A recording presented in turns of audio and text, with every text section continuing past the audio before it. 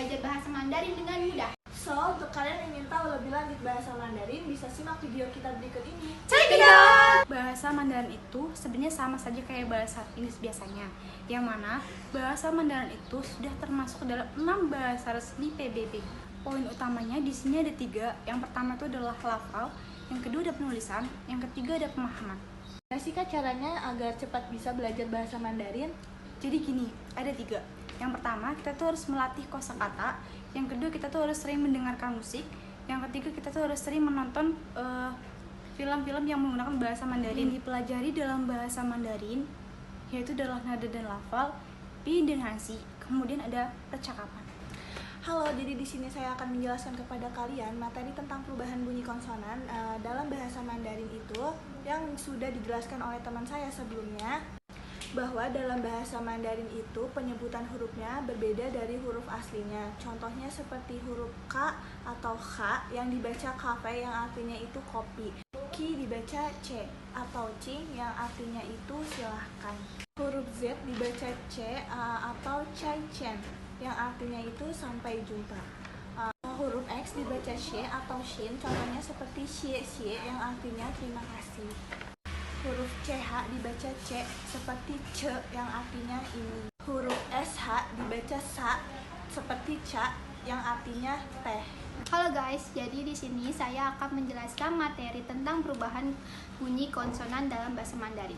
Jadi di dalam bahasa Mandarin itu terdapat perubahan bunyi konsonan yang mana artinya bunyi yang dikeluarkan dari mulut kita berbeda dengan apa yang tertulis. Misalnya, huruf B dibaca dalam bahasa Mandarin menjadi huruf P.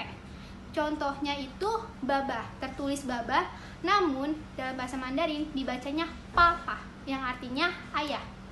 Terus yang kedua, ada huruf P yang di dalam bahasa Mandarin itu dibaca menjadi PH. Contohnya popo, tertulis popo, namun dalam bahasa Mandarin dibacanya menjadi popo, yang artinya nenek. Terus yang ketiga ada huruf D yang dibaca menjadi huruf T. Contohnya Didi, tertulisnya Didi, namun dalam bahasa Mandarin dibacanya menjadi Titi, yang artinya adik laki-laki. Yang keempat ada huruf T, namun dalam bahasa Mandarin dibaca menjadi huruf TH. Contohnya tertulis Tai Tai, namun dalam bahasa Mandarin dibaca menjadi Tai Tai, yang artinya nyonya. Yang kelima ada huruf J. Dalam bahasa Mandarin huruf J itu dibaca menjadi huruf C. Contohnya JJ, tertulis JJ, namun dalam bahasa Mandarin dibacanya menjadi Cie Cie, yang artinya kakak perempuan. Yang terakhir ada huruf G yang mana dalam bahasa Mandarin itu dibaca menjadi huruf K. Contohnya Ge, namun dalam bahasa Mandarin dibaca menjadi Ke, artinya abang atau kakak laki-laki. Halo, saya Putri. Di sini saya akan menjelaskan materi tentang nada. Dalam bahasa Mandarin, nada itu merupakan hal yang sangat penting karena dalam bahasa Mandarin nada selalu digunakan. Namun, nada hanya digunakan dalam huruf-huruf vokal, yaitu A, I, U, E, dan O. Nada dalam bahasa Mandarin dibagi menjadi 4. Nada pertama yang mana simbol garis strip di atas huruf vokal yang cara bacanya dibaca panjang dan datar. Contohnya ke, yang artinya adalah kakak laki-laki. Yang kedua, nada 2 yang mana simbol garis miring di atas huruf vokal yang cara bacanya seperti orang bertanya. Contoh, Nine, Popo. Yang nada 3 yang mana simbol garis seperti tanda checklist yang cara bacanya seperti mengayun-ayun.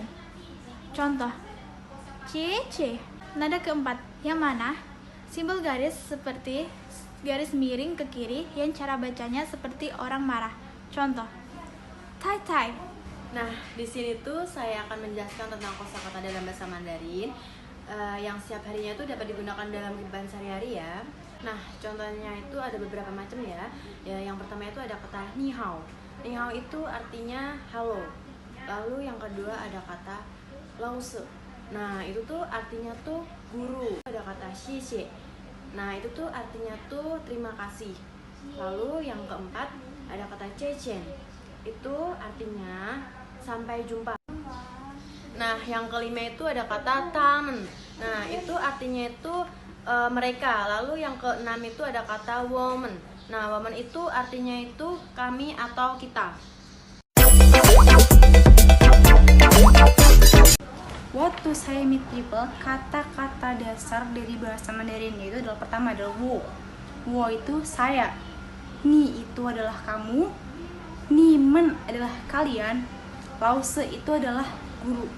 Terus di sini ada contoh kata-kata untuk menyapa seseorang, baik itu yang sudah kenal, belum kenal, ataupun ke orang tua sesama kita. Ni hao, yang artinya halo. Hey how, Manda hao, yang artinya halo Manda. ni how, Nin hao, yang artinya pengucapan salam kepada orang yang lebih tua. Ni men hao, ai how, yang artinya pengucapan salam kepada orang yang lebih dari satu. How to say thank you dalam bahasa Mandarin dibaca xie xie yang artinya terima kasih. How to say goodbye dalam bahasa Mandarin dibacanya cai chan yang artinya sampai jumpa. Materi yang kedua ada mengucap salam kepada seseorang dalam bahasa Mandarin. Yang pertama ada Chao An yang artinya selamat pagi, yang kedua ada Wu An yang artinya selamat siang, yang ketiga ada Wan An yang artinya selamat malam. Chao An, Chao An yang artinya selamat pagi. Wu An yang artinya selamat siang.